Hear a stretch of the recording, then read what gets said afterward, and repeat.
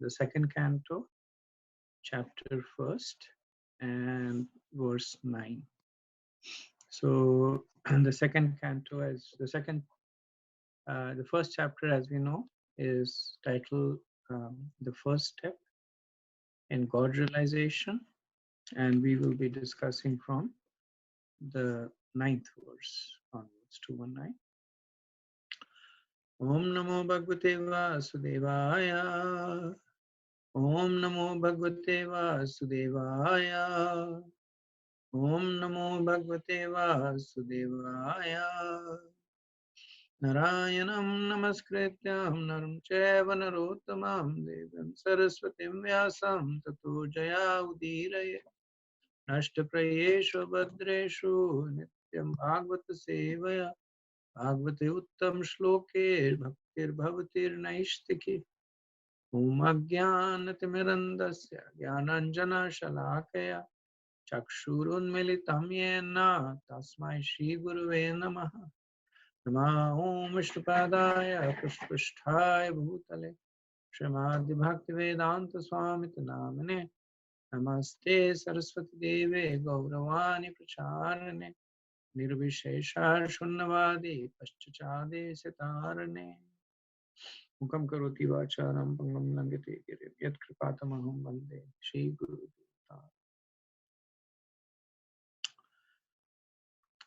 Dev. So we'll resume our discussion from 219.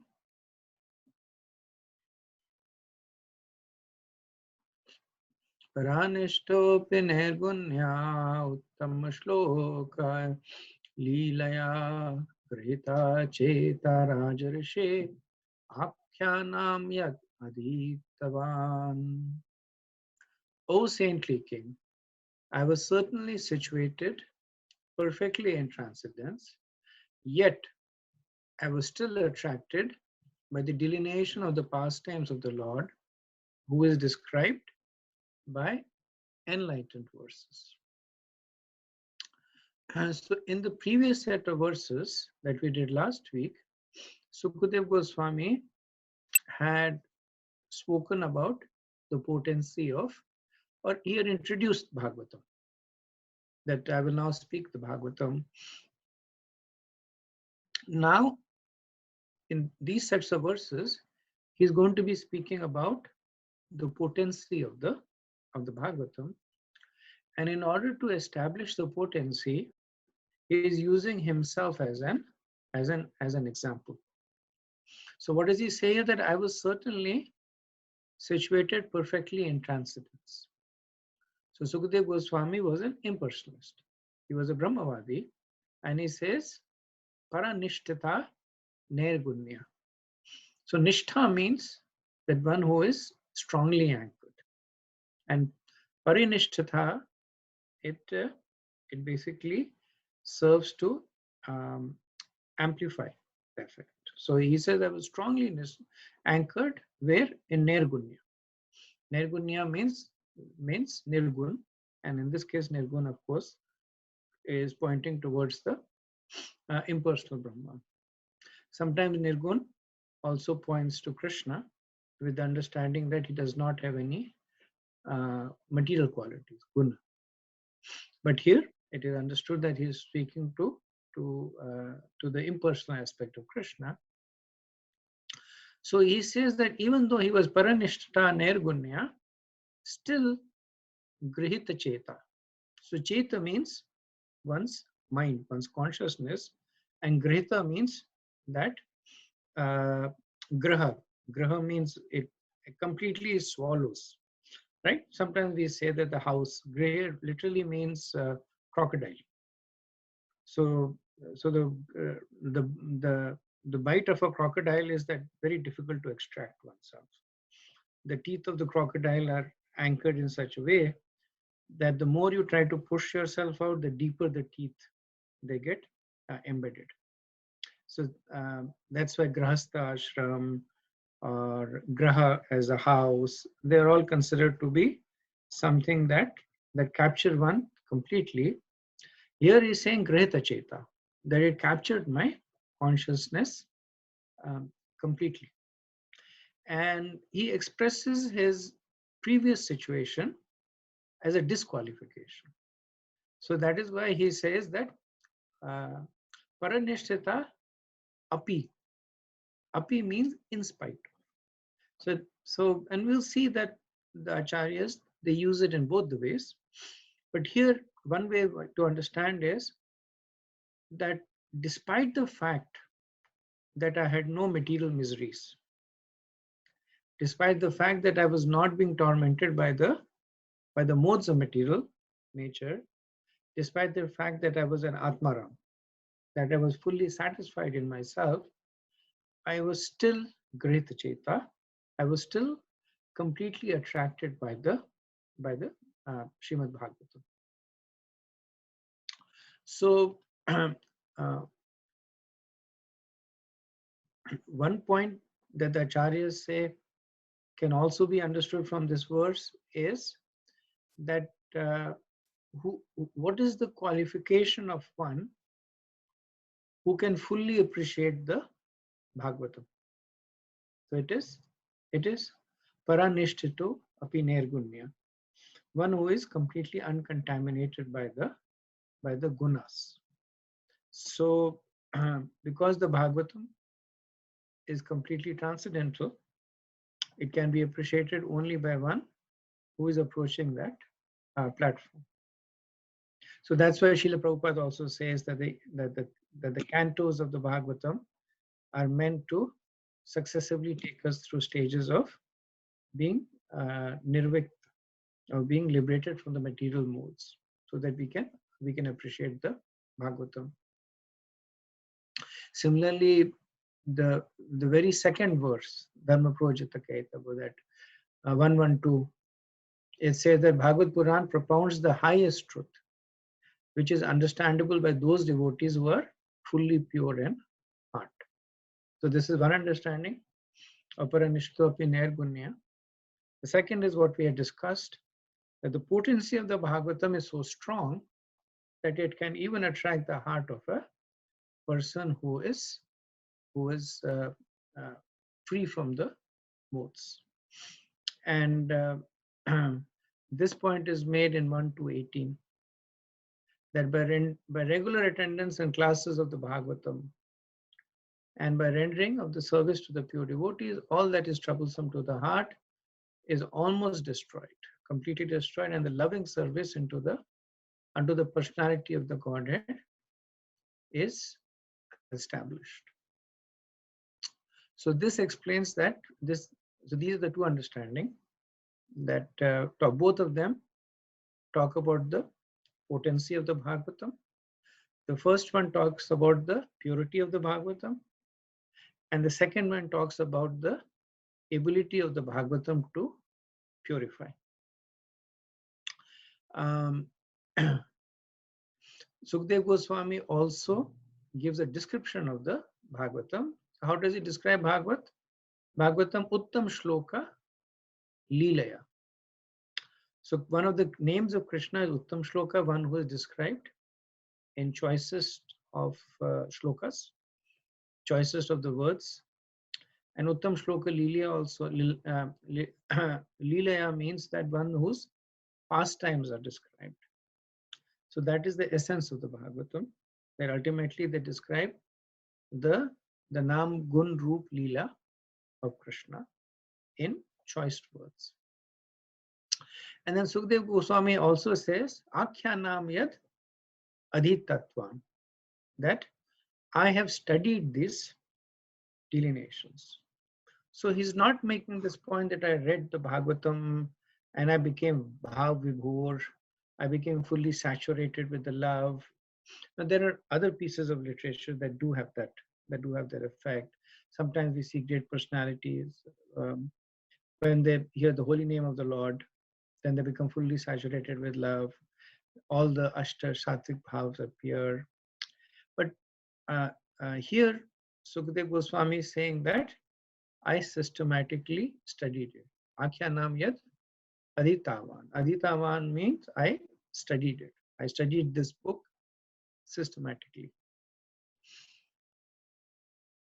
So again, the point that is being made is, if Sukadeva Goswami is studying it systematically, then we as followers in his footsteps should also follow the path of studying it systematically.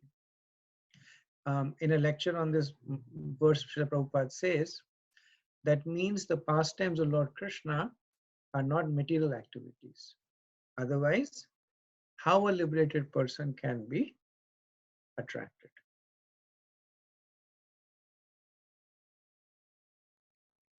So this was also, this aspect of Sukadev Goswami being attracted was also spoken about in the first canto in the Atmaram verse. That the sages asked that how did Sukadev Goswami, why did Sukadev Goswami get attracted to the Bhagavatam? Because he was already in Atmaram. And then Sutta Goswami, he says, so we see the lot of resonance in what Sukadev Goswami says and what Sutta Goswami says, Atmaram Munayas Chintayas. So that even those who are fully, this is the famous verse that Chaitanya Mahaprabhu gave 56 interpretations on, that even one who is Atmaram, who's perfected, gets attracted to the pastimes of Krishna presented in the Bhagavatam. Okay, so we'll do the verse 10. Tadam te abhidashyami mahaparshako bhavan yasya shaddadhatamasu shan mukundamati sati. That very Srimad Bhagavatam I shall recite before you because you are the most sincere devotee of Lord Krishna. One who gives full attention and respect to hearing Srimad Bhagavatam achieves unflinching faith in the Supreme Lord, the giver of salvation. So far, Sukadev Goswami has described the potency of the Bhagavatam. He has described his own qualifications for being a speaker of the Bhagavatam. Right, so he mentioned all his qualifications. He studied it systematically. He was Nirgunya, which, as we discussed, is presented both as a qualification and a disqualification. But at the end of the day, it's a qualification that he was materially detached. So essentially, what he is talking about is, from his perspective, is the Gyan and the Vigyan aspect. That Gyan means that he heard the Bhagavatam, and Vigyan means that he realized the Bhagavatam. So, Srila Prabhupada says that that is what is the ideal characteristic of a speaker of the Bhagavatam. Not just one who knows the Bhagavatam, but one who is also able to internalize the Bhagavatam. One who is also able to apply the Bhagavatam in his own life. Now, in this verse, Sukadev Goswami is giving the qualification of the audience. So he says that I shall recite before you because you are the most sincere devotee of Lord Krishna. So one qualification, sincere devotee. Then he says, one who gives full attention and respect to hearing Bhagavatam. Second or third is gives full attention and respects, and then he gives the falstuti. Falstuti is that achieves unflinching faith. So in the verse, Sukdev Goswami, he's very respectfully addressing Parishad Maharaj. So he says, Bhavan Maha Paurishika. So Bhavan means thou, kind of you with a lot of respect. Like in Hindi we say aap. So Bhavan is that way. It's a pronoun, but is generally used to address a person in a position of respect. So he said Bhavan Maha Paurishika, that you're a great person. And then he lays down the ground rules. So out of respect for Parishit Maharaj, he does not address him directly. So he's not saying, now, Maharaj Parikshit, you should listen attentively, but he's using the third person. The third person, he's saying that one who listens to the Bhagavatam attentively. So the point, of course, he's making to Parishit Maharaj is that you should also listen to the Bhagavatam attentively. But out of respect to Parishit Maharaj, he is not wanting to instruct him in that matter, especially in something that is considered to be a basic prerequisite. So he's saying that um, one should listen with with uh, with respect, faith, and he says Shraddha-dhatam. Shraddha-dhatam means with faith and attention. Shraddha-dhatam, with faith and attention. So attention means that one must hear attentively, and faith is Shraddha. One must hear with faith. And what is the falstuti? He says Shana Mukunda Mati Sati. That Shat is that one will develop. Mukunda is Krishna, the giver of liberation. Mati Sati. So Sati means one who is pure, and Mati is mind. So Mati Sati, Prabhupada translates as unflinching faith. So because of this attentive hearing with faith to the Bhagavatam, one will develop unflinching faith in Krishna. And how long will the process take? So Parishit Maharaj says, Sukadeva Goswami says, Ashu. Ashu means very soon. That it will happen in a very short period of time. So we notice over here that there is one aspect that is used both as a prerequisite and also as a result, which is Shraddha. So as a prerequisite, he says Shraddha Dhatam, that with faith and with attention. And then what is the result of it? The result of it is Mati Sati, which is unflinching faith. And the understanding is that faith comes from faith. So one might say that if the result of reading Bhagavatam is faith, how can you make it a prerequisite? But we know from the steps of devotion that bhakti starts from Shraddha. Atho Shraddha Tata Sadhu Sang. So then Bhajana Kriya, then Anartha Nivriti. And then what appears again is faith, Nishtha. So faith comes again and again, but as we progress, the quality of the faith becomes stronger. So we may hear Bhagavatam with some kind of faith, but the consequence of hearing Bhagavatam is Mukunda Mate Sati, that we develop unflinching faith. So if you also remember the introduction to Bhagavad Gita, Srila Prabhupada makes this point, that one should read the Bhagavad Gita with faith. And he says Shraddha, which he says soft faith, that theoretically accept that Krishna is God. You may not accept in your heart, but just for the sake of reading Bhagavad Gita in the proper spirit, theoretically accept that Krishna is God. And then you will get the desired result of strong faith. So very similar point has been made over here. So Prabhupada in the purport, he actually talks about the process of bhakti. And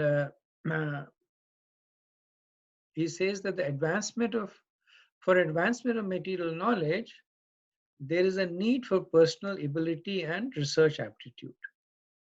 But in the case of spiritual knowledge, all progress depends more or less on the mercy of the spiritual master. The spiritual master must be satisfied with the disciple. Only then is knowledge automatically manifested before the student of spiritual science. The process should not, however, be misunderstood to be something like magical feats or magical feats whereby the spiritual master acts like a magician and injects spiritual knowledge into the disciple. So Srila Prabhupada in the purport, he is talking about the that uh, how does one kind of faith result in another kind of faith. So he says that in the beginning, one should at least have faith in the spiritual master. And because of that faith, the mercy of the spiritual master comes. Because of the mercy of the spiritual master, the purports to the Bhagavatam will enter into the heart. Because of that, one will develop Mukunda Mati Sati. One will develop faith in Krishna, and one's faith in the spiritual master will also strengthen. So, and this is something that we can empirically attest to, that almost all of us, when we came to Krishna consciousness, from at the point at which we became serious is when we developed faith in our Guru Maharaj. We may have theoretically accepted Krishna's position. We may have some purvaras, some previous attraction to Krishna. But really speaking, the process began when we took shelter of a spiritual master. And then when we got his mercy, then the faith in Bhagavad Gita, Srimad Bhagavatam, Chaitanya Charitamrita, the words of the six Goswamis, that became stronger. And ultimately, the faith in Krishna and the holy name becomes strong. And Srila Prabhupada also disambiguates the notion that one should not look upon the Guru as a performer of magical feats.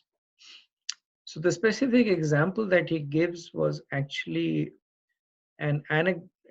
So this is something that was present at the time when Prabhupada was writing these purports, that there was a particular guru who used to carry a battery-powered wire in his hand.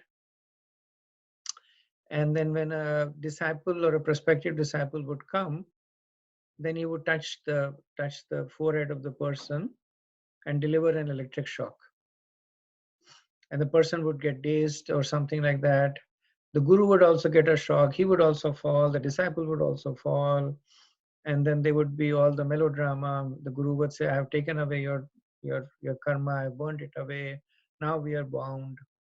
So, and then, they would both embrace each other and cry. So Prabhupada talks about this at one point in one of his lectures. So he's referring to that. But these are not, the guru does not perform magical feats. What he does is that he systematically and methodically cleans the kleshas and causes real faith to develop. Vishwanath Chakravarti Thakur, he says that it should be understood that the Bhagavatam was spoken by the starting with Janmadi Yasya to the last verse ending with Vishnu Ratam Amumchat. Thus, the sutta spoke the verses in the, so I'm not going to read the quote, but I'll just try and explain quickly. One of the controversies in the Bhagavatam is that what is the real Bhagavatam? Is Bhagavatam a subset? Because Sukadev Goswami only starts speaking in the second canto, and Sukadev Goswami stops speaking in the fifth chapter of the 12th canto. So the preceding chapter and the concluding set of chapters are spoken by Sutta Goswami. So then the question is that included in the Bhagavatam or not? Because when Sukadev Goswami was sitting in Naimisharanya, then that conversation had yet not happened between Parikshit Maharaj and Sutta Goswami. And similarly, the concluding part also. Some other people say that uh, even these even these chapters in the second canto should not be considered to be part of the Bhagavatam, because Sukadev Goswami is simply introducing Bhagavatam. It's like I'm going to talk about a book, so I'm speaking about the various qualities of the book. So they are descriptions on the book, but not part of the book. And they say that only after the 10 subjects of the Bhagavatam have been spoken does the Bhagavatam actually begin. But both Srila Prabhupada in this purport to this verse, Vishwanath Chakravarti Thakur, they make this point very clearly, that from Janmadiyasya 1.1.1 until the uh, the, the the last verse in the 12th canto is considered to be part of the Bhagavatam. And Vishwanath Chakravarti, he quotes the Padma Puran, in which Gautam Rishi, he says, "O Ambrish, please hear continually the Bhagavatam spoken by Sukadev Goswami." So Prabhupada in the purport says that one who is actually interested in the Bhagavatam must not play with it by reading or hearing a portion from here and a portion from there. One must follow in the footsteps of great kings like Maharaj Amrish or Maharaj Parikshit and hear it from a bona fide representative of Sukadev Goswami. This quote from the Padma Puran, so this is not purport anymore. Um, uh, this is an explanation that this quote that Vishwanath Chakravarti quotes from the Padma Puran, that, "O Ambrish, please hear continually the Bhagavatam spoken by Sukadev Goswami." This means that the Bhagavatam was present during the time of King Ambrish, who was a king in the Satyug. So that we know because of the pastime with Durvasha Muni. So this is the mystical part of the scriptures, that they are eternally present, but yet they manifest. And they speak about events in the future, yet the future is hidden.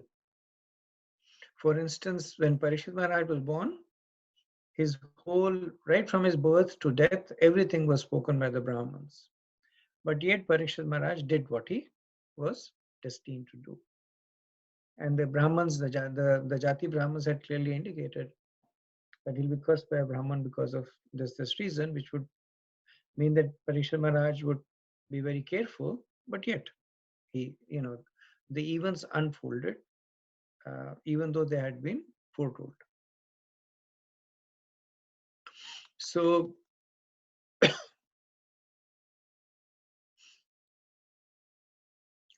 takeaway from this verse again is that the Bhagavatam that was spoken by Sukadev Goswami included the verses that are spoken by Suta Goswami.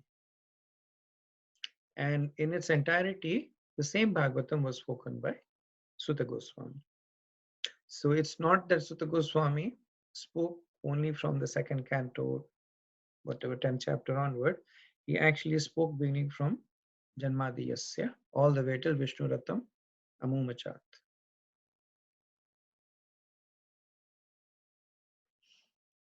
Okay, so I'm about half an hour in, so I'll take a break here and see if there's any comments or questions.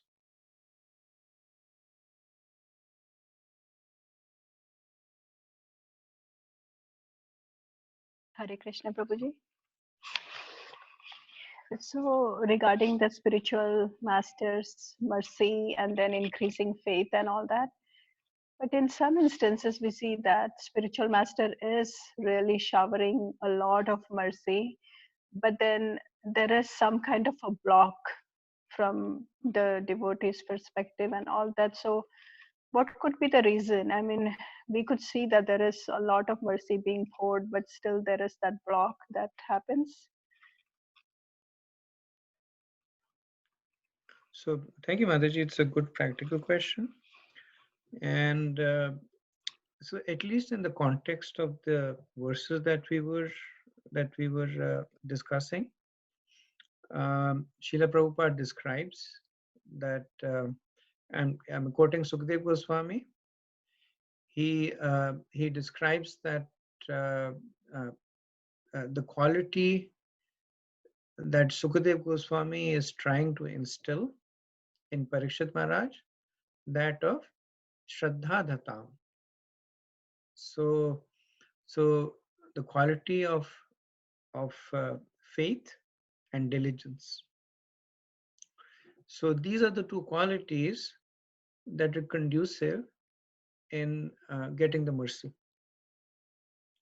So because of faith, we will um, um, we will understand what needs to be done, and because of diligence, we will do what needs to be done. So both of them need to go hand in hand. So so faith cannot end in an abstract sense. So Guru Maharaj says you should chant Hare Krishna. And then the person says, yes, I have a lot of faith, I should chant. But then person does not chant. So even though it's faith, but it is external faith. So both these, when present, they will make us receptive to the mercy. When either one of them is diminished, then it makes us um, correspondingly less receptive to the mercy.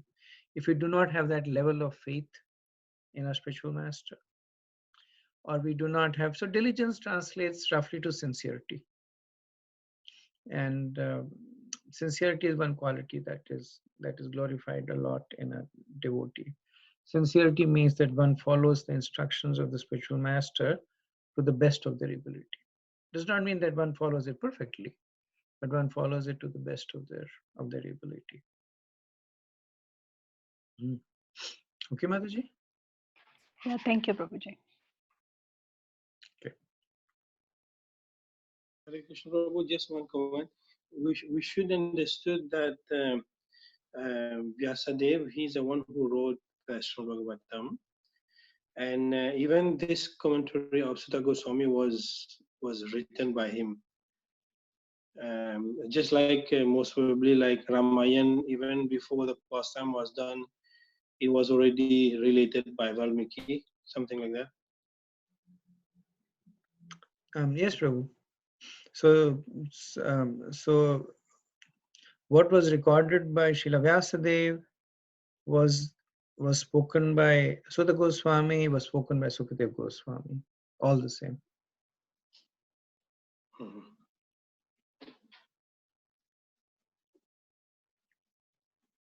Hare Krishna Prabhuji.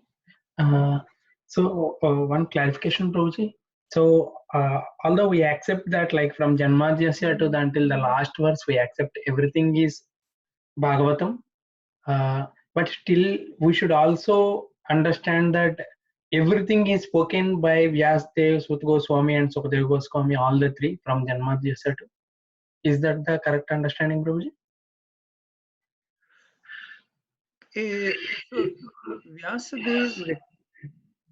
So Vyasadeva records the Bhagavatam. So he's kind of like the compiler, right? Just like Mahabharata, right? Vyasadeva records it from the perspective of being a historian. Sure. And Sutta Goswami, he repeats the Bhagavatam. So Okay. essentially the Bhagavatam is spoken. That's why the focus over here is, what did Sukadev Goswami speak? So the understanding is that Sukadev Goswami spoke from the first verse, first canto, first chapter, till the last verse in the 12th canto. Okay. So Sukadeva Goswami spoke and Sutta Goswami repeats and Vyasdeva actually compiled. That's yes. Thank you. Okay, so no more questions. We'll do the 11th verse. Etan nirvidyamanaam ichchatam akutubhayam yoginam nripananitama harer nama nukirtanam.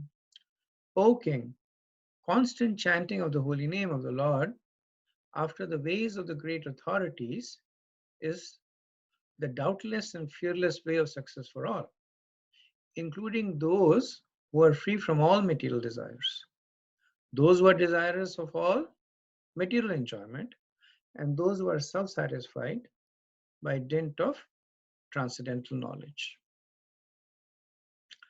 So in the previous two verses, Sukadev Goswami has emphasized on the importance of Mukunda Mata Sati, the importance of developing purified attraction towards Mukunda, uncontaminated. Sati is pure attraction to Krishna. Now, in the previous verse, he had said that there are two requirements for it. One is faith, which was Shraddhatamana, and the second was sincerity or diligence. And then we had discussed that the faith that is the prerequisite to this comes from the faith in the spiritual master, faith in the spiritual master which attracts the mercy and which starts the process. In this verse, Sukadev Goswami is giving another source of the faith. So what is the source of the faith that he is giving? He is saying that constant chanting of the holy name of the Lord after the ways of the great authorities. Now, he is still talking about Anupashati. He is still talking about following in the footsteps of the acharyas, of the Guru Maharaj, sadhus, the Vaishnavas. So he's still saying that. But in addition to the study of the Bhagavatam, if one chants the holy name of the Lord in accordance to what has been given by the previous acharyas, and he expands the potency now, right? So previously what he said was that by faith in the Guru, one will develop, a sincere person will develop faith in the Bhagavatam. Now he says, by faith in the holy name, even an insincere person will develop faith in the Bhagavatam. So if you look at this verse, he talks about three kinds of people. So he says, Ichchatam. So Ichchatam is materialist who desire to enjoy sense gratifications. So he says, Ichchatam Yoginam. So Yoginam are the Astanga yogis. So the yogi names are what Sukadev Goswami was earlier on. The Atmaram, satisfied in the self. They have attained knowledge about the gunas and they are aloof from it. And the third is Nirvidyamananam. So Nirvidyamananam are the devotees. So they neither aspire to enjoy the material world nor do they desire to get out of it. So Nirvidya means that they don't care. They're neither attracted to it nor they're repulsed by it. Why? Because there is only one thing that they hanker for, which is the satisfaction of Krishna. So Nirvidyamananam also means that such people are not self-satisfied. And it may look like it's a negative qualification, but Prabhupada says is the reason that they are not self-satisfied is because they don't care about their own satisfaction when compared to the satisfaction of Krishna. So for them, satisfaction means satisfaction of Krishna. Their own satisfaction does not come anywhere.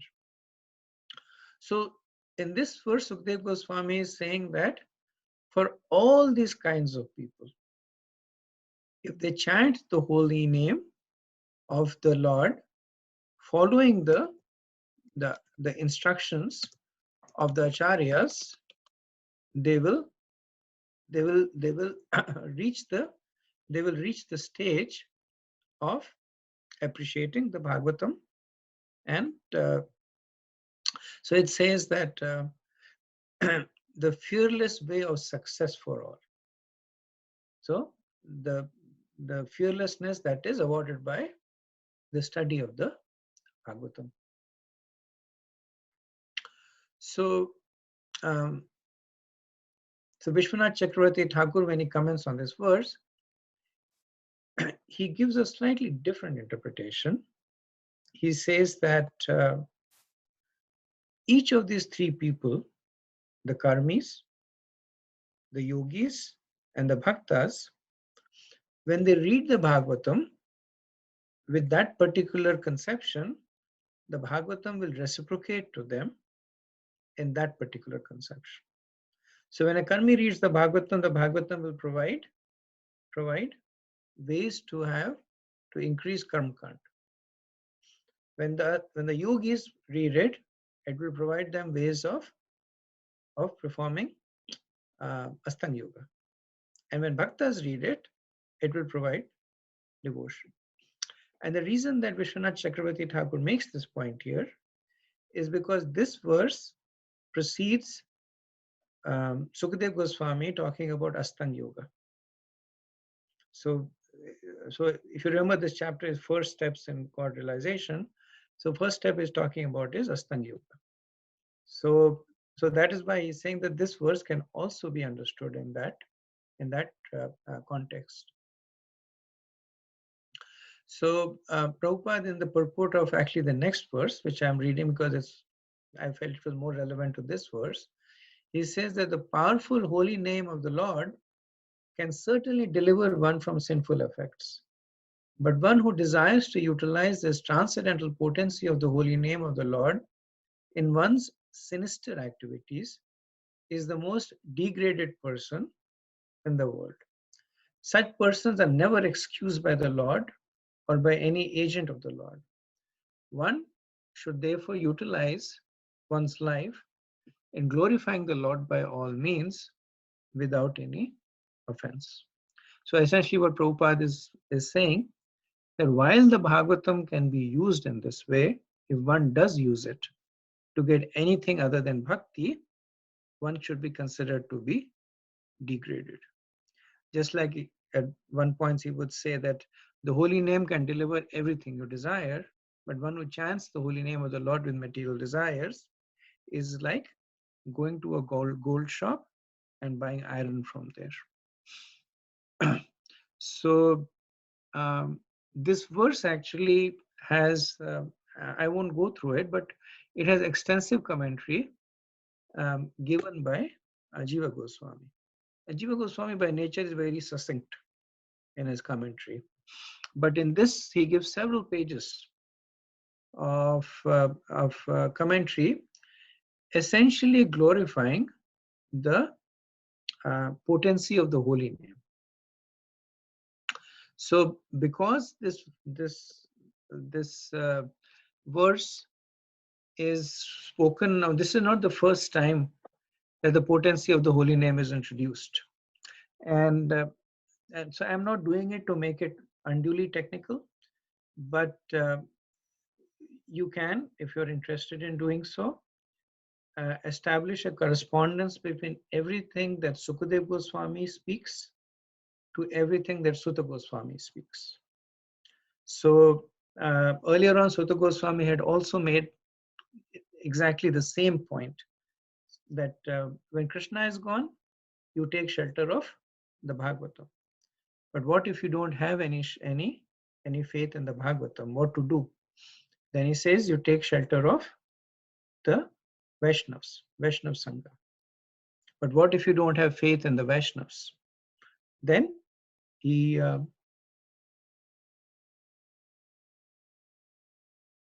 no, I'm sorry. So he said, read the Bhagavatam. If you don't have faith in the Bhagavatam, take shelter of the holy name.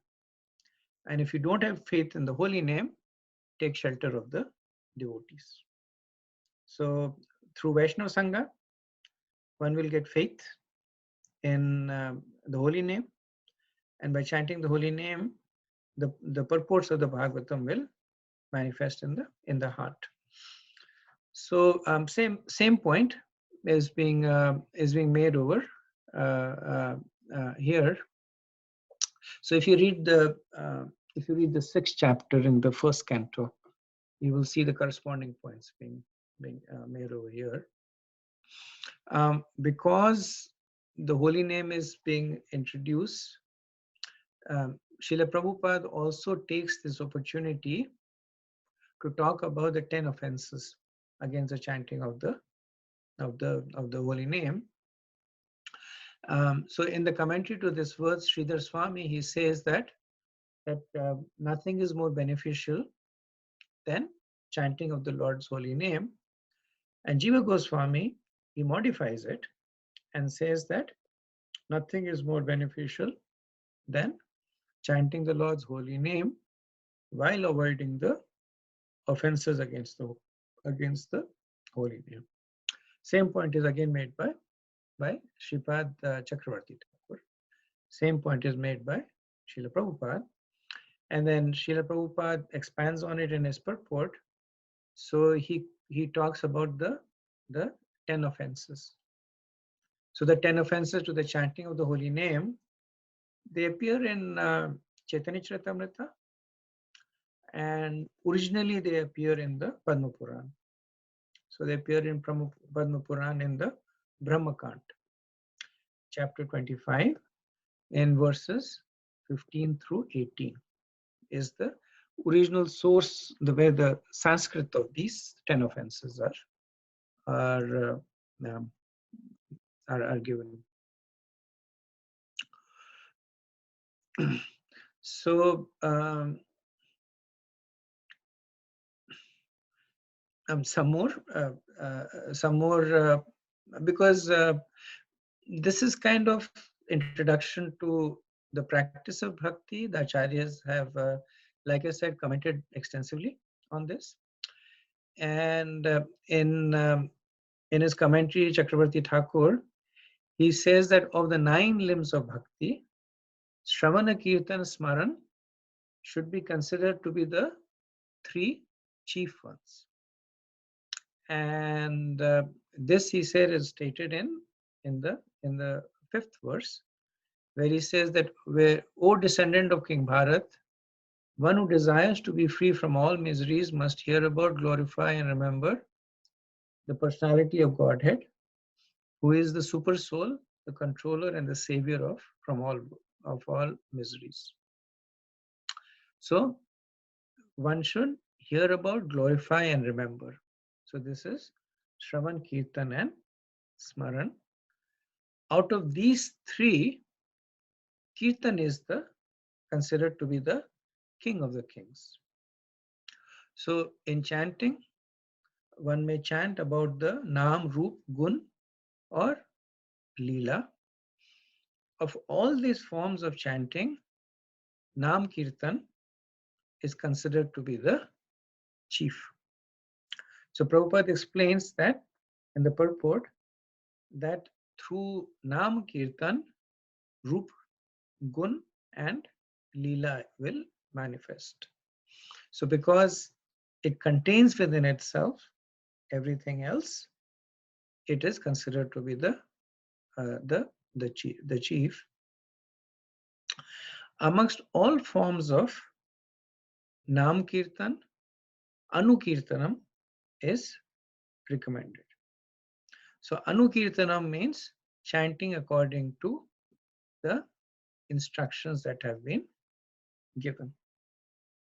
So once again, just establishing the uh, um, so it's incorrect to say the superiority, but the super excellence is probably the word, because all the angas of bhakti are equally potent. All of them can take, any one of them can take us back to Krishna. But of the 9, 3 are considered to be very potent, which is the Shravan, Kirtan, Smaran. Amongst these 3, Shravan is considered to be Kirtan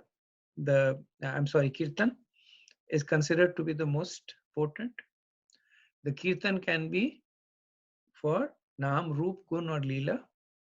So amongst all these, Nam Kirtan is considered to be the most potent.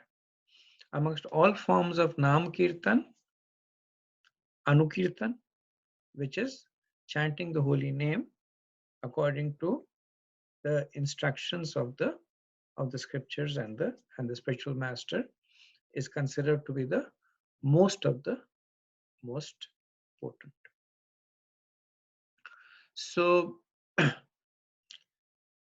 so Sukadev Goswami is making this very important statement, and then he ends the verse by saying Nirnitam. So Nirnitam is him saying that, so Nirnay means that it has been decided. So Nirnay, as we know, it's a Hindi Sanskrit word that we have decided. And Vishwanath Chakravarti Thakur said that he uses this word, imperative word, to say that no further proof is needed. This is an axiomatic, self-supporting, universal truth, saying saying that the sun is bright. No further. I don't need to explain this any further. You put your hand in fire, it will burn. No further proof is needed. So Namanu Kirtanam is the highest form, that is Nirnayanam, that is fully decided.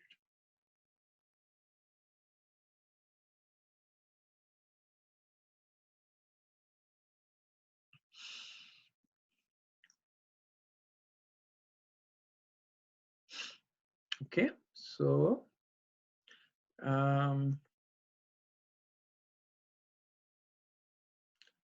let me do the next verse.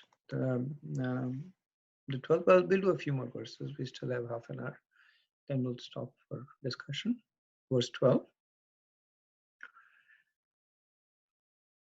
Kim pramatasya bahubihi prakasherhayanarya varam muhurtam viditam gatate shrayase yataha.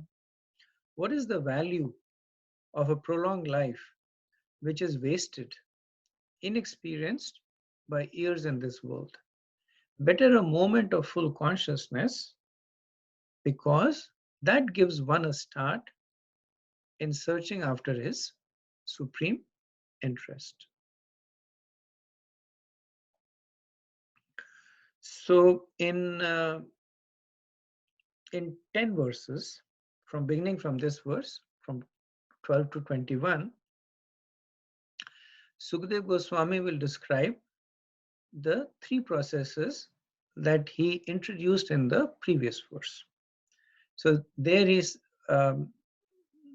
not exactly the same thing, but in the previous verse, he spoke about the process of karma yoga and bhakti. He will describe the 3 processes of Gyan, Yoga, and Bhakti. So karma and Gyan he kind of uses interchangeably. But in these 10 verses, he will describe Gyan, Yoga, and Bhakti. And he will actually elaborate on each one of them in a chapter on its own. So in this present chapter, he will talk more about Gyan. In second chapter, he'll talk about yoga. In the third chapter, he'll talk about bhakti. in this verse, Sukadeva Goswami is also addressing any regret that Parikshit Maharaj may be experiencing. So it's kind of like Parikshit Maharaj is now being given access to something that is potent and sweet and all powerful. And then Parikshit Maharaj is like, I have only 7 days to live now. My whole life is gone. So the regret that he may experience is that I have wasted my life, and towards the end of my life, I am getting access to this nectar. So Sukadeva Goswami, in 3 verses, he is going to assure him that the duration of the life is inconsequential. The nature of the realization is important. So quality over quantity. So in this verse, Sukadeva Goswami is defining fortune and misfortune in terms of one's consciousness. So he says, what is the value of living a long life if you learn nothing? So the fortune of the king is not defined in terms of his power to rule or the duration of his life. Rather, the good fortune of the king is in terms of the advancement of his consciousness. So even if one were to live, so this is Sukadev's way of encouraging Parikshit Maharaj, even if you live for another 7 days, and in that 7 days you're able to elevate your consciousness, that is worth much more than somebody else living for 700 years or 7,000 years, if they are not able to use that time to elevate their consciousness. So how important is it to elevate one's consciousness? He says, muhurtam viditam. So muhurta is, here it is considered to be a moment, which is contextual. Muhurta actually is 2 hours. But like we say, Brahma Muhurat, right? Brahma Muhurat starts from 4:30, ends at 6 or 6:30. I'm not sure if it's 2 hours or 1.5 hours, but so he's saying that muhurtam viditam, that even a moment of realization is much more potent than pramatasya parokshaha. So pramat means illusion. So that is, we know one of the defects is pramat. Is illusion. And parokshaha means that not being able to be, not being experienced enough. Not being experienced enough to observe matter and spirit. So one thing interesting to note over here is that the moment that is being glorified over here, the muhurtam viditam, is not the moment of Krishna consciousness. So Parikshit Maharaj is not saying that one moment of Krishna consciousness is far more potent than a lifetime of illusion and inexperience.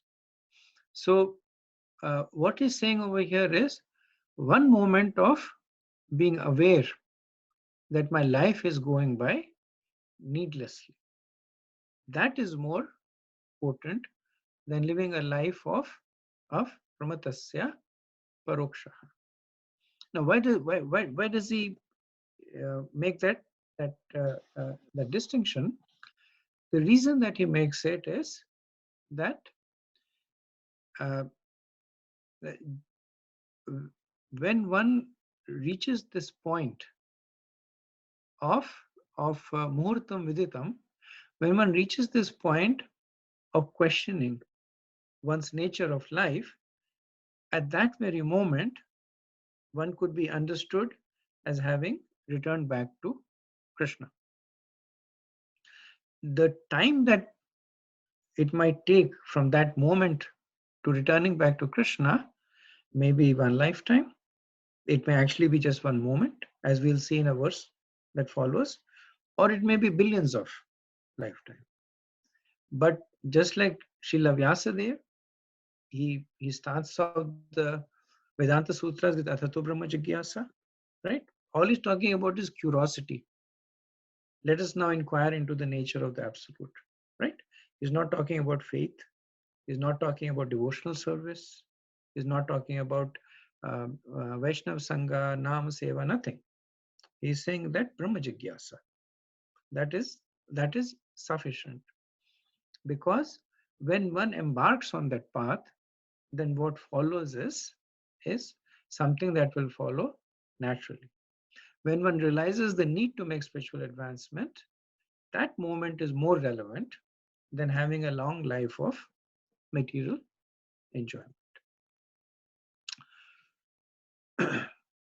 So Prabhupada in the purport says that Srila Sukadeva Goswami instructs Maharaj Parikshit about the importance of the chanting of the holy name of the Lord by every progressive gentleman. In order to encourage the king, who had only 7 days of life, Sukadeva Goswami asserted that there is no use in living hundreds of years without any knowledge of the powers of life. Better to live for a moment with full consciousness of the supreme interest to be fulfilled. In the purport to this verse, Srila Prabhupada once again, so in the previous verse, he talks about the 10 offenses.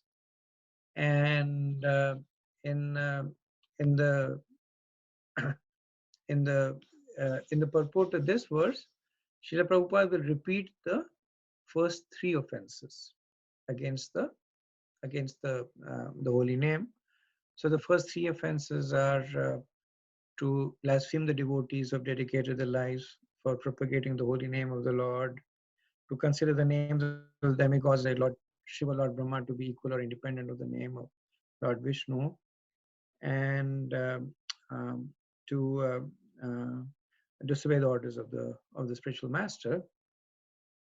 So the reason Prabhupada repeats these offenses against the holy name is because they arise from a lack of awareness about the position of Krishna, Guru, and Vaishnavas.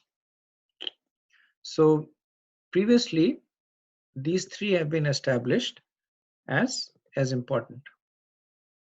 That one should have faith in Guru, one should have faith in Vaishnavas, and one should have faith in Krishna.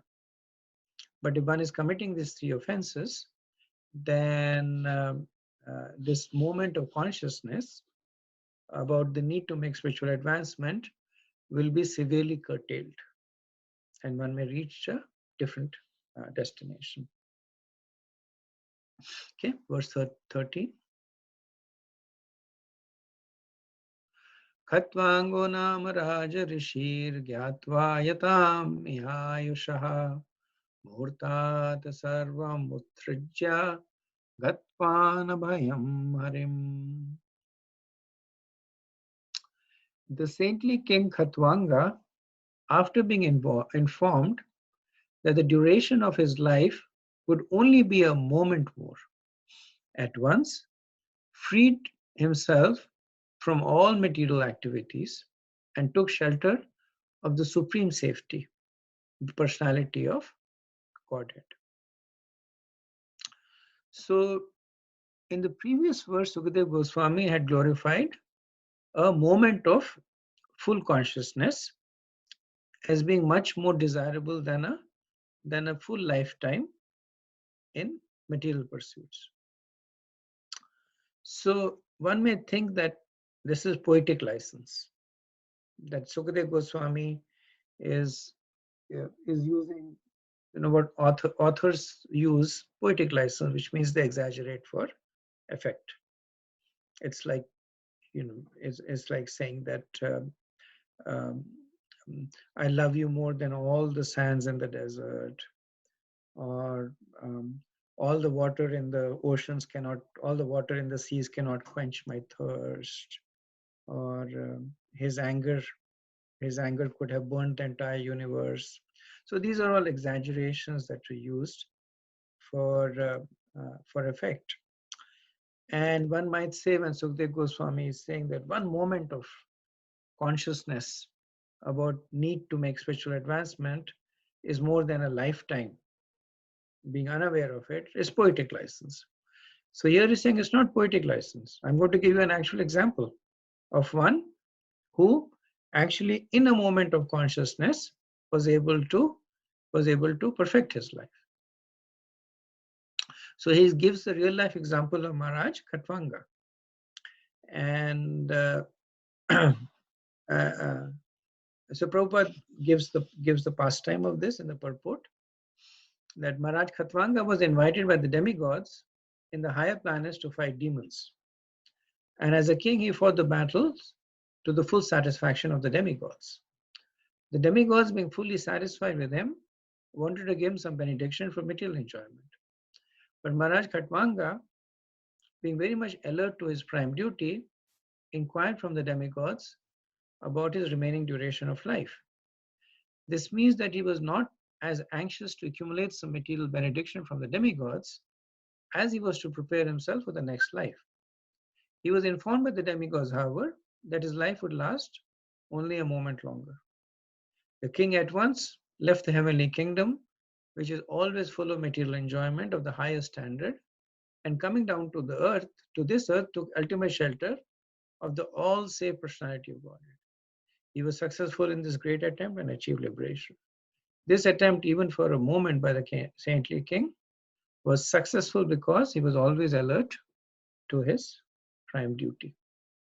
So Sridhar Swami comments that, and Srila Prabhupada also talks about it, that one might say, if he was in the heavenly kingdom, why did he come down to the earth? And the understanding that is given is that he did not want to get distracted by the opulence of the heavenly kingdom. So he came down to the earth, and so he somehow accomplished all of that in one moment. He came down to earth and took full shelter of the lotus feet of Krishna and perfected his life. So all of it was done in a single moment. Okay, next verse, 14. त्वापि एतर्तिकोरव्या सप्तां जिविदावधि उपाकल्पया तत्सर्वं तावद्यत् साम्परायिकम्. Maharaj Parikshit, now your duration of life is limited to 7 more days. So during this time, you can perform all those rituals which are needed for the best purpose of your next life. So generally speaking, having a short life is an indication of sinful activities. So long life, on the other hand, is an indication of having either a present or past, mostly a past, indicates past piety. So of course we don't say this. If somebody dies young, we don't say that this person was sinful in the previous life. That's why this person has died young. But at one point, Prabhupada did say that those who do abortions, they are aborted themselves. So because more and more women are killing their fetuses in their own womb, as a punishment, they are forced to take birth and they also get aborted. So generally, again, conventionally, we extend, and we should extend a lot of compassion to the situation, where unborn children are being killed. But there is also the aspect of karma. So here, what Sukdev Goswami is saying, that don't consider your short life to be a symptom of your misfortune. So don't lament the fact that you have only 7 days of life. So Sukadeva Goswami begins this verse with Tavapi. Tavapi means but you. So he's connecting it to the previous verse. What was the previous verse? Maharaj Khatwanga had one moment to live, and then he was able to perfect his life, but you have 7 days to live. So you're in a much better situation than Maharaj Khatwanga was. So he says you have sufficient time to prepare, yet sama parayakam. So yet samaparikam is the sadhana that is done to attain perfection. And what is the sadhana that has been explained? The sadhana that has been explained is Shravana Kirtan. So he is saying that he had a moment to live, you have 7 days to live. In this 7 days, yat sama parayakam. That in this 7 days, you can perfect your life by sitting over here, listening to the Bhagavatam and inquiring. So it is said that Parikshit Maharaj perfected his life by inquiring and hearing, and Sukadeva Goswami, he perfected his life by speaking. So Prabhupada in the purport, he mentions that indirectly the Goswami told Maharaj Parikshit that he should take shelter of the sound representation of the Lord for the 7 days still remaining in the duration of his life, and thus get himself liberated. In other words, everyone can best prepare himself for the next life simply by hearing the Srimad Bhagavatam as it was recited by Sukadeva Goswami to Maharaj Parikshit. The rituals are not formal, but there are also some favorable conditions which are required to be carried out as instructed hereafter. So Prabhupada is saying that main thing is to sit and listen, but then he says there is something that we can do to make the listening more conducive, and that is going to be spoken in the subsequent verses. So maybe we'll discuss this 15th verse, and then after that I'll take a break and see if there is any discussion. 2:115. Antakale tu purusha agate gat sadvasha chindyada sanga shastrena sparam dehanyo yechatam. At the last stage of one's life, one should be bold enough not to be afraid of death. But one must cut off all attachment to the material body and everything pertaining to it and all desires thereof. So Parikshit Maharaj, if you remember, had asked Sukadeva Goswami that what should a man do who is about to die? So Sukadeva Goswami is answering that question, that at the last stage of one's life. So this is a man who is going to die. So in the previous set of verses, Sukadeva Goswami had answered the question that what should a man do? So what did he say that what should a man do? So he had recommended that hearing and chanting. He had said that any stage of life, one should hear and chant. Now, at the last stage of life, he's saying that one must be fully detached from material consumption. So this fear of death, it's a byproduct of attachment. It is byproduct of being anchored in the material conception. So he said that you become sadhavasa. Sadhavasa means that you become free of death, free of the fear of death, sorry. How? By becoming detached from material life. So the material attachment, he's saying, is to the self, but he says that anudehe. So anudehe means that they extend to. So anu means pertaining to, and dehe means. So Srila Prabhupada translates dehe to in the matter of the material tabernacle. If you look at the word-to-word translation, so dehe generally comes is material body. So anudehe, one meaning of anudehe is that which follows the material body. Anu means to follow. So what follows the material conception is firstly is children, because children are produced from your body. Then your family, extended family, because again that is through the body, and then the larger circles of society, nation, etc.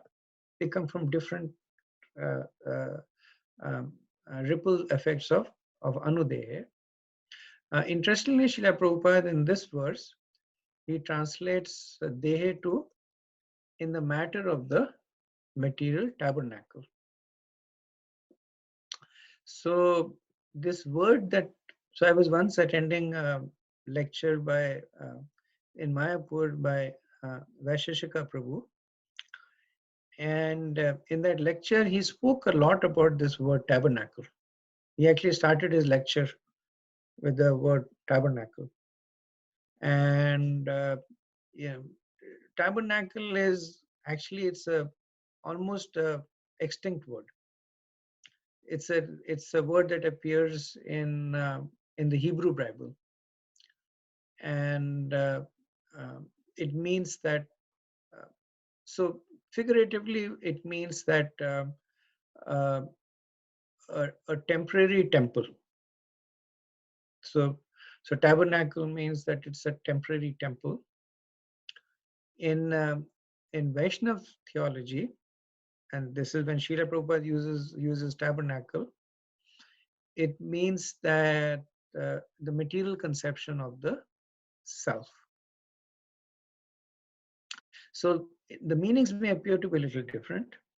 That in the Hebrew Bible it is considered to be the portable temple, and here it is considered to be the material um, conception of the self. Um, one can to some extent understand it by extending the meaning. So tabernacle also means a table that is full of junk. So you have a garage sale and a table, you have basically junk on it. So that is another understanding of tabernacle. So that concept is generally used by Srila Prabhupada, that our consciousness is filled with so many material conceptions. So the question that might be asked is that why is Sukadev Goswami not recommending hearing and chanting till the end of the life? Because when he answered Parishad Maharaj's question that what should one do, he said one should hear and chant. And then what should one do at the end of one's life? One should become detached. So, the reason that Parishad Maharaj is being recommended to develop detachment at the end of his life is, if you look at the moment of the end of your life, then there is nothing that you can do. So everything that you could do has already been done. If you look at the last 3 verses of the Isopnishad, there is, in the first set of 15 verses, there is a lot of prayas. Do this, don't do this, vidya, avidya, follow knowledge, avoid worship Krishna, don't worship the demigods, don't get attached. So there's a lot of do's and don'ts. What happens in the last 3 mantras of Ishopnishad? That one simply surrenders to the mercy. The person says that I have nothing to do now. Why? Because I'm lying on the bed dying. Nothing that I can do. So now all that I'm asking you, Krishna, is for your mercy. So very much in the same mood, what Sukadeva Goswami is saying, that at this point of time, if your Shravana Kirtan in your life has been executed properly, then this material detachment will automatically come. That you don't have to. So, this is the culmination of a life that has been vested in the proper conception. One who has spent their life in Shravan Kirtan will at the end of the life be fearless, will at the end of the life be completely materially detached. So Sukdev Goswami is presenting this as a way for Parishad Maharaj to validate his own spiritual progress and us also. But how do you know? Prabhupada's disciple would often ask him, how do I know if I am making spiritual advancements? And Prabhupada would say, ask yourself this question. Do you still have material attachment? If you still have, you still need to make progress. If your material attachments are going down, then you're making progress. So Srila Prabhupada writes a very, very elaborate purport on this verse. And even though I'm running out of time, I think I'll summarize it. Prabhupada's purport, and of course, I would recommend that you read it a few times. So Prabhupada starts off by saying that one must understand that the material body is temporary and the spiritual body is eternal. Based on that understanding, one must understand that death is simply the eternal spiritual self changing the temporary material bodies. And he compares it to extended deep sleep. So while death is a change of bodies, the best kind of change of body is when one achieves the spiritual body. So then Prabhupada says that foolish men and leaders are absorbed in the present life by neglecting the future. So one must not be that foolish. So one must spend one's life preparing for the next. This can be done anytime, but best to start early. This is attained by practicing Varnashram Dharma. The Varnashram Dharma trains one to give up the desires by the end of one's life. However, as the soul is eternal, the desires are also eternal and cannot be given up. So here Prabhupada is having presented Varnashram Dharma, he is now rejecting Varnashram Dharma. He's saying that Varnashram Dharma aims to train one to give up desires at the end of one's life, but because the nature of the soul is to desire, it is not going to be possible. So what to do? He says the best thing to do is to transfer. Instead of desires pertaining to the self and by extension, wife, children, family, nation, etc., they should be transferred around returning back to Godhead. As a result of this, all material desires will automatically diminish. And the soul will be situated in its intrinsic position of service. The perfection of such a service attitude is only attained simply by transferring the desire of service from matter to spirit.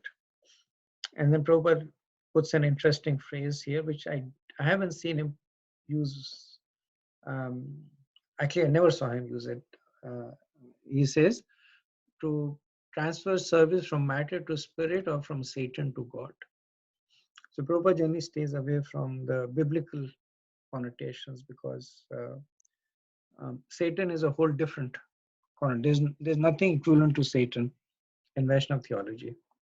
But here Prabhupada equates matter to Satan. He says from matter to spirit or from Satan to God. Now, none of the points that Prabhupada have made are new because these are the essential preaching points. But Prabhupada, he stitches all of them together. He starts from ground zero. He starts from the point that you have a material conception of life. You change it from material conception. become, you can follow varnashram dharma, not possible. What to do with your desires? Transfer the desires from matter to spirit. The result is that you become fearless. Okay, so I'll stop over here and see if there's any comments. Prabhu, just one comment about this moment. Is the same parallel with a moment association with a devotee can save you from the greatest danger. There's a The moment at the at the end of life, you mean? no. It said here when it talk about the moment, the mahurat. We also said in the earlier verse that the moment association with a devotee can save one from the greatest danger. Right, right. And we see this because of the, you know, because of the transitivity. That when you get an association of a devotee, you know, as we saw in the 13th chapter, first canto, that Prabhupada said that devotee is one who, by his mere presence, inspires one to think of Krishna, and one who carries Krishna in his heart. So, moment's association with the devotee is equivalent to the association that's been spoken of over here, which is association with Krishna, association with his holy name. So they're all, that is why you'll see them being used interchangeably. They're the same because one leads to the other. Hare Thank Krishna, Prabhu. you. Hare Krishna, Prabhu. Please accept my humble obeisances. In this verse that we saw, the last one, where Sukadeva Goswami is saying that one should be bold enough to detach at the time of, bold enough not to be afraid of death, and one must cut off all attachments to the material body. So I was thinking these two things, or mainly cut off the attachment to the material body, also helps one to chant the holy name nicely, which is the 10th offense we have been talking about. So I was just thinking that could be another way to fully be absorbed at the lotus feet of the holy name or Krishna. That is true. That is true. We see that cyclicity, Prabhu, that, you know, as you're pointing out, that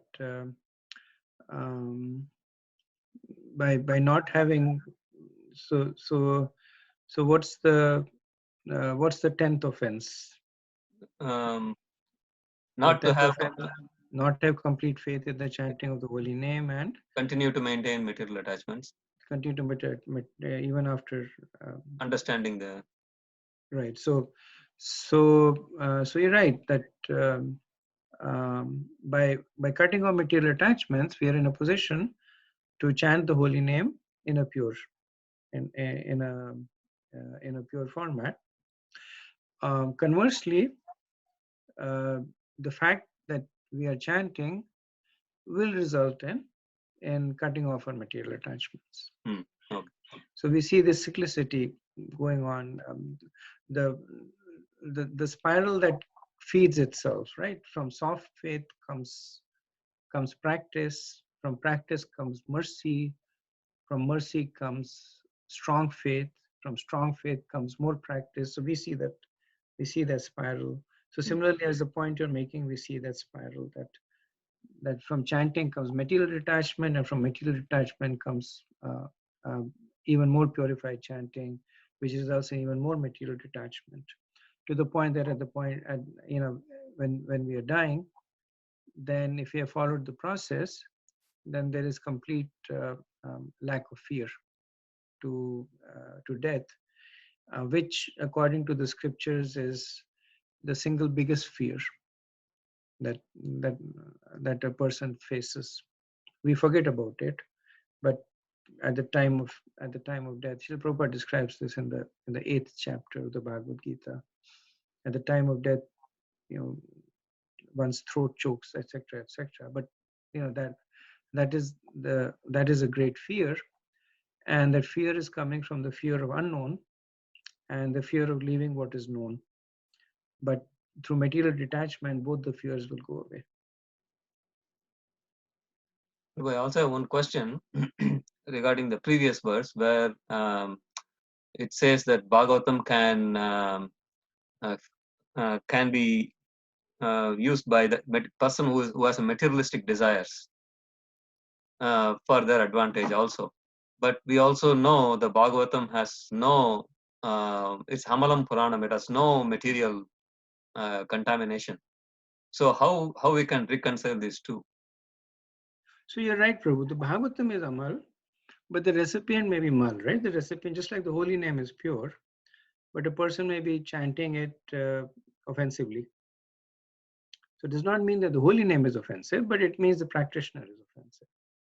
There, similarly, if you have, I don't know if you have, I have attended Bhagavad Saptas that are done from a very material perspective, where the purpose of the Bhagavatam is, they take the 7 days and then they intersperse it with some karmkand aspects of it. That after the 3rd day, if you do this, you get wealth. After the 4th day, if you do this, you get good progeny. So the whole 7-day Bhagavatam essentially is geared around karmkand.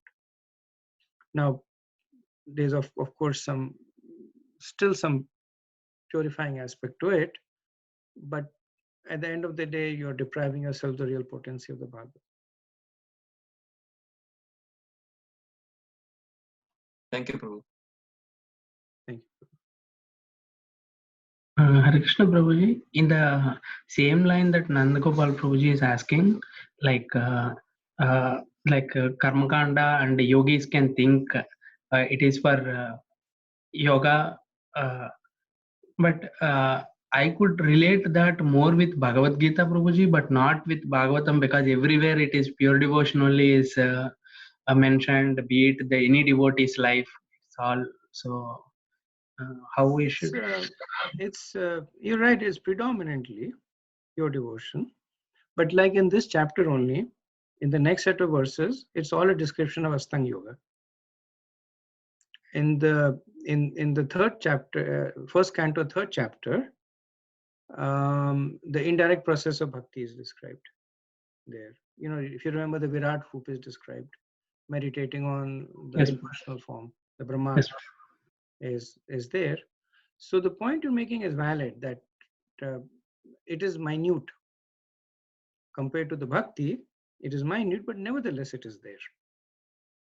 And one who is looking for it can basically take shelter of that aspect of the Bhagavad.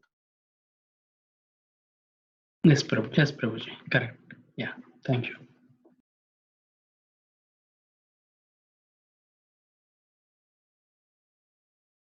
Okay, so if there are no more questions, we'll end over here. We'll resume on Wednesday. Vanchakalpatarubhayascha kripa sindhubhya cha patitanam pavanebhyo vaishnavebhyo namo namah. Ananta Koti Vaishnav Vrinda ki jai. Srila Prabhupada ki jai. Nitai Gaur Premanande. Hare Krishna. Thank you very much.